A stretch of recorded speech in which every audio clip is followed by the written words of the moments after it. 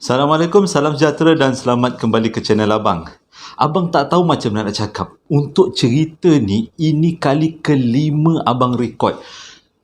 Apa tahu dugaan apa tak tahulah. Yang pertama hilang. Tiba-tiba dah rekod hilang. Yang kedua rekod, lepas tu tak ada suara. Yang ketiga rekod stuck. Yang keempat rekod suara masuk lambat. Macam, oi, cerita dugaan besar lah. Yang ni kali ni dugaan paling besar, paling mencabar abang punya sabar lah abang cakap. Tapi hari ni abang nak cerita tentang cerita yang disampaikan oleh seorang penonton dekat YouTube. Abang lah, namanya Afiq. Kisah ni kisah saka. Macam mana saka tu huru-harakan satu sekolah. Habis satu sekolah, berlaku pada 2007, sekolah teknik Teluk Intan Perak. Dia perak sekali lagi lah selepas matang gerdua itu kan. Dia perak sekali lagi. Jadi macam mana saka ni menghuru-harakan satu sekolah tu.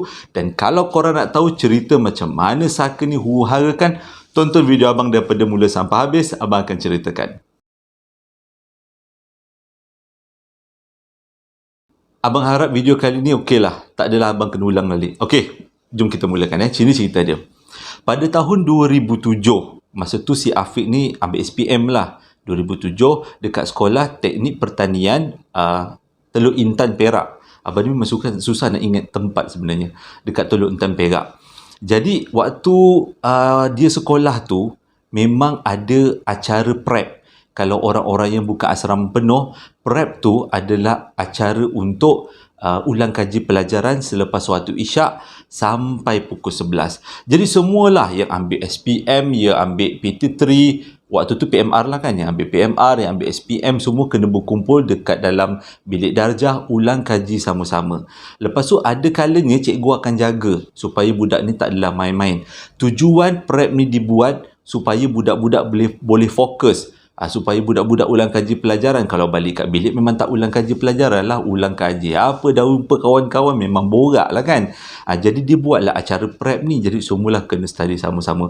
Daripada pukul 8.30 malam lepas main isyak, lepas makan malam, sampai jejak pukul 11. Semua student, terutama yang nak duduki peperiksaan penting-penting lah, SPM, PMR, waktu tu PMR kan, sekarang PT3 lah. Nak dijadikan cerita, selepas diorang ni semua habis prep, diorang pun baliklah bilik masing-masing, baik lelaki, baik perempuan. Tapi ada juga kadang-kadang sebelum balik bilik, diorang ni singgah dekat koperasi, belilah makan-makan. Nanti balik bilik boleh ngunyah-ngunyah, boleh ngumpat-ngumpat, macam tu sambil-sambil ngunyah. Macam tu lah kan. Jadi nak dijadikan cerita, waktu diorang berjalan balik ramai-ramai ke asrama, tiba-tiba si Afiq dengan kawan-kawan dia ni dengar perempuan menjerit. Memang kuat gila. Sebabnya sekolah teknik pertanian tu besar, dia cakap. Dia ada ladang kambing, ada ladang kuda. Ada ladang kambing, ada ladang kandang kambing, ada kandang lembu, bukan ladang. Kandang kambing, kandang lembu, ada reban ayam. Lepas tu ada pertaniannya, lepas tu ada perikanannya, kolam ikan dia besar. Jadi besar kawasan tu. Bila budak perempuan tu menjerit, suara perempuan tu menjerit, bergema satu tempat tu. Semua orang dengar, macam tu menjerit. Jadi bila dah dengar jeritan tu, memang semua orang tahu orang menjerit tu datang daripada asrama perempuan. Jadi mata semua bertumpulah ke asrama perempuan. Bila dah habis jeritan tu, tiba-tiba ada suara orang minta tolong, tolong macam tu. Jadi waktu suara minta tolong tu, Afiq and the gang ni dengan kawan-kawan yang lain ni nampak seorang budak perempuan serabai mamai tu keluar daripada asrama perempuan, zup, lari dekat kawasan ladang. Dan kawasan ladang tu memang gelap. Memang tak ada orang. Malam kot, lebih kurang 11 lebih macam tu. Dia memang tak ada orang, gelap. Dah gelabah. Dia pun tak tahu nak buat apa. Dia pun dengan and the gang, beberapa orang lagi pergilah report dekat warden asrama, asrama lelaki, asrama perempuan. Lepas tu reportlah dekat cikgu-cikgu yang bertugas. Jadi bila cikgu-cikgu dulu dah maklum, cikgu ketua wardennya namanya Cikgu Abu.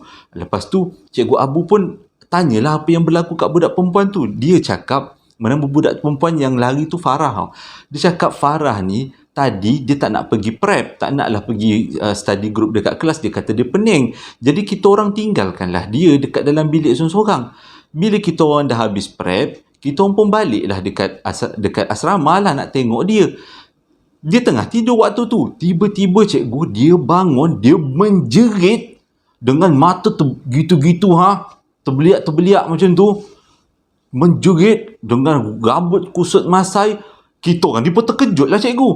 Lepas tu dia boleh keluar daripada asrama, lari terus ke kawasan gelap sana. Lepas tu kita orang ni tak tahu nak buat apa. Kita menjerit lah minta tolong tu. Yang budak-budak lelaki datang, budak-budak lelaki report dekat cikgu kan. Lepas tu cikgu tu macam, oh macam tu. Okey, sekarang ni kita jangan gelabah. Pelajar-pelajar perempuan semua kena masuk, kunci pintu dalam asrama, baca Yasin ramai-ramai. Kita minta pada Allah Ta'ala lah pertolongan kan. Dan macam ini keadaannya. Cikgu pun takut juga kan, kalau budak tu betul-betul hilang, menjawab dengan mak ayah, dengan Kementerian Pendidikan lagi, dengan pejabat pendidikan lagi, wakil rakyat lagi datang. Susahlah cikgu nak, macam mana cikgu jaga kan. Jadi cikgu pun kata macam ni, budak lelaki, budak perempuan semua duduk dalam asrama buat bacaan Yasin, jangan berhenti sampai kita jumpa Farah. Sebab cikgu ni dia boleh ada insting tau, ini bukan perkara yang biasa-biasa. Ini memang perkara rasukan-rasukan. Tapi sebenarnya ini pertama kali jadi kat sekolah tu. Cikgu tu macam cuak jugalah. Cikgu Abu ni cuak jugalah. Tak pernah jadi. Rasanya sekolah ni tak ada pun bekas tapak pembunuhan ke, bekas tapak jepun pancung kepala ke. Tak ada. Clear je. Dulu katanya tapak ni memang berluka tapi tak ada masalah pun kan. Jadi nak dijadikan cerita, cikgu ni kumpul lah beberapa orang student. Lelaki lah. Termasuklah yang si Afiq ni dia kumpulkan. Jadi diorang ni semua bergerak ramai pergi dekat kawasan yang kat mana si Farah tu berlari. Diorang pergilah. Mula-mula slow lah, jalan-jalan macam biasa je. Sekali tu bila sampai dekat situ nak dijadikan cerita, memang nampak Farah tercegat kat situ. Lepas tu bila makin dekat baru nampak muka dia terbuntang mata macam tu. Tengok aja grup yang datang tu kan, grup budak lelaki yang datang. Lepas tu cikgu tanyalah, Farah, awak okey ke tidak? Belum sempat Farah menjawab, Farah tu dah lari, zop lagi sekali. Dah hilang balik dalam gelap. Dah cikgu dah gelabah. Dah kenapa pula ni? Nak cari dalam gelap. Lampu picit ada berapa je? Okey, cikgu dia cakap macam ni. Cikgu Abu ni lah, cerdik jugalah dia kata. Dia buat tindakan, kita buat grup pecah. Ada grup yang cari dekat kelas, ada grup yang cari kat kawasan asrama, ada grup yang cari dekat kawasan ladang, ada grup yang cari dekat kawasan kandang-kandang kambing, kandang lembu dan kandang ayam, reban ayam. Ada juga grup yang jaga dekat kolam. Lepas tu budak-budak ditanya, kenapa nak jaga dekat kolam cikgu? Bahaya. Orang macam ni tengah kerasukan, dia tak nampak. Dia tak perasan. Mana tahu dia terjun dalam kolam ni. Hara kita dah lah kolam tu dalam. Lepas tu ada selut kat bawah. Tak pasal-pasal kan jadi cerita kan. Okey. Jadi semualah berpecah. Jalankan tugas masing-masing. Yang pergi cikgu ni, cikgu Abu ni memang ikut grup yang pergi cari dekat ladang tu. Okey, cari. Tak jumpa. Hilang tak mana-mana. Dah semua dah risau. Daripada pukul 11 dah jejak pukul 12.30. Masih tak jumpa lagi. Cari tak jumpa. Tiba-tiba tengah diorang cari tu, dengar satu kumpulan budak menjerit, Cikgu, Farah ada dekat sini. Jeritan tu datang daripada kandang kambing. Datang daripada kandang kambing. Jadi cikgu ni semualah dengan student-student ni ramai-ramai lah. Memang bukanlah jalan berlenggang-lenggang. Kata Afiq memang sprinter semua dengan cikgu-cikgu. Walaupun cikgu tu badan dia berisik sikit. Gitu lari tambah. Begitu larinya terus sampai dekat kandang kambing. Kandang kambing tu kumpul kat kandang kambing. Mana Farah? Cikgu, ada Farah ada dekat bawah kandang kambing. Dia tengah mencangkung. Lepas tu cikgu pun arahkan budak-budak keliling kandang kambing. Sebab tadi kan 2 kali kan Farah dah lari. Dia tak naklah bagi Farah lari lagi. Kan huru-hara lah nak cari kat mana pula kan. Jadi diorang pun kumpul kat kandang kambing, keliling kandang kambing. Lepas tu cikgu panggil lah, Farah keluar, Farah keluar. Farah tak menjawab. Tapi Farah angkat muka. Kali ni lagi teruk. Dia punya mulut macam dia dah makan pasir tau. Bertanah-tanah mulut dia. Lepas tu mata dia memang terbuntang. Kali ni dia ada bonus mata merah pula. Dia macam mungkin dah kerasukan teruk sangat kot. Mata merah dengan gigi dia dah macam makan tanah dah. Dah dengan cikgu-cikgu pun cuak. Tapi tak apalah. Cikgu kan dia ada semangat dia kan. Terutama cikgu-cikgu warden ni kan. Dia macam ada kekuatan lah macam tu. Jadi dia pun cikgu cubalah merangkak bawah kandang kambing tu, dia nak capailah Farah keluar. Belum sempat capai, macam ni je Farah hilang macam tu je, tak macam tu. Dah cikgu macam, hilang dah, mana pula pergi. Lepas tu dia tanya, korang ada nampak tak Farah lari keluar? Tak ada cikgu, Farah hilang. Sebab dalam gelap yang ada pun lampu picit kan, lampu suluh je. Tapi memang kata Afiq, Farah macam tu je hilang. Dia macam magic lah. Dah sudah Farah hilang. Diorang pun berkumpul dah dekat depan depan ladang kandang kambing. Sorry lah abang ni kalau tersasul susah sangat nak cakap. Diorang berkumpul kat kandang kambing, depan kandang kambing tu, bincanglah macam mana. Jadi pada waktu tu ada juga cikgu-cikgu cakap dia dah hubungi semua cikgu-cikgu datang dekat sekolah ni, sebab kita kena bincang ni apa yang berlaku ni kan. Dah nak menganjurkan pukul 1 dah. Lepas tu ada seorang ustaz tu bagi cadangan, apa kata kita buka semua speaker, buka semua sound, kita azan daripada surau. Jadi setujulah semua orang. Jadi ramai-ramailah semua bergerak ke surau. Ramai-ramai bergerak ke surau, onkan segala jenis speaker, baik kecil, baik besar. Masa tu student azan. Pelajarlah azan. Dan azan tu habis azan, sambung azan. Habis azan, sambung azan. Dan pada masa yang sama ada grup-grup yang diketuai Cikgu Abu tadi cari kat mana Farah ni. Pecah-pecah balik lah. Tapi geng-geng yang jaga dekat kolam ni tetap jaga tau. Dia orang tak bergerak. Dia orang memang diarahkan jaga. Kalau Farah nak terjun dalam kolam, tangkap, bahaya. Mati anak orang kan. Lepas tu, dah azan bersahut-sahut, ditambah pula dekat asrama orang baca Yasin bergema-gema lah dengar ayat-ayat suci kan. Kalau orang Islam itulah yang kita buat kan. Kalau orang bukan Islam mungkin ada cara, macam Kristian ada caranya, Hindu ada caranya, Buddha ada caranya. Tapi orang Islam macam itulah caranya, kita mengaji lah azan. Dia sambil cari. Tiba-tiba nampak Farah dekat dalam kandang lembu pula. Kali ni tak mencangkung dia berdiri tegak. Dah berdiri tegak, mata dia dibuntang-buntangkan. Lepas tu dekat mata dia macam ada biji-biji saga merah, warna merah macam tu.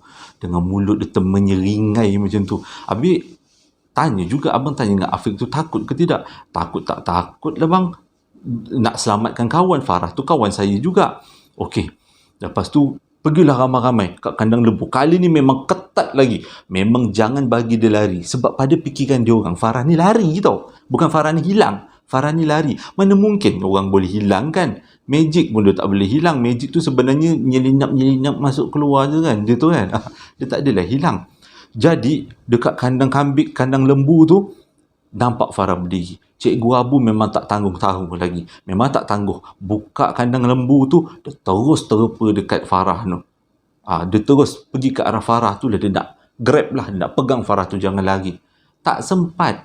Farah tu memang main magic. Ilmu hitam tahap tinggi agaknya. Hilang.